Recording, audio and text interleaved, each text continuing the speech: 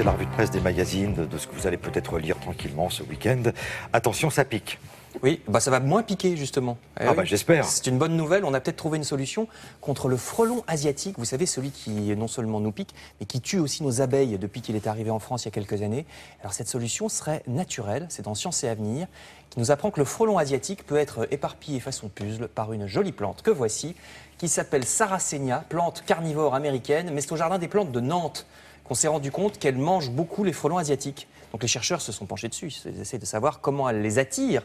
Alors on va voir voilà, vous voyez, on voit le frelon à moitié digéré par la plante sur la photo. Donc une fois qu'on aura trouvé quel parfum, quel phéromone affole à ce point les frelons chez cette plante, on pourra fabriquer cette phéromone pour faire des pièges.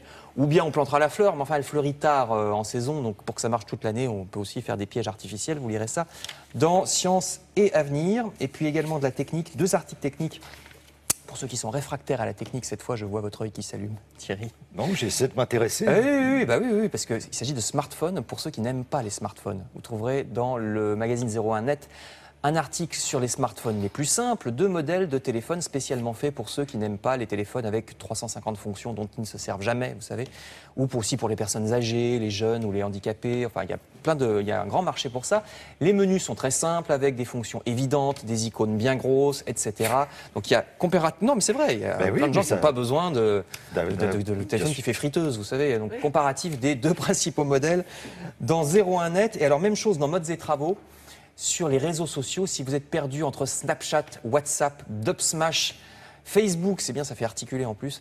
Cet article vous résume qui fait quoi et comment. Alors Facebook, là, c'est quand même le plus connu. Dubsmash, par contre, c'est le moins célèbre. Il s'agit d'un réseau qui permet de faire des playbacks amusants. Vous savez ce que les jeunes maintenant appellent un lip dub. Oui.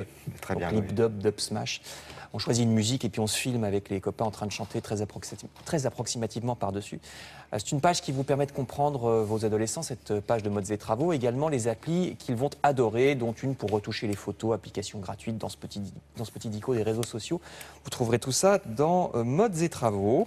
Enfin, je termine avec un article qui nous rappelle qu'il ne faut pas justement laisser nos ados complètement seuls face à Internet. Et aux réseaux sociaux, le magazine Top Santé nous met en garde contre la cyber-intimidation. Alors maintenant, c'est connu, le harcèlement, l'intimidation sur les réseaux. Eh bien, selon une somme de 36 études sur le sujet, ce n'est pas une étude, ils ont compilé toutes les études et ils ont fait une moyenne. Bien, le résultat, c'est que presque un quart, 23% des ados occidentaux ont déjà été victimes de cyberattaques dans ce sens-là, c'est-à-dire du harcèlement. Donc soyons vigilants, nous dit Top Santé. Merci beaucoup, on se retrouve un peu plus tard, Frédéric, merci.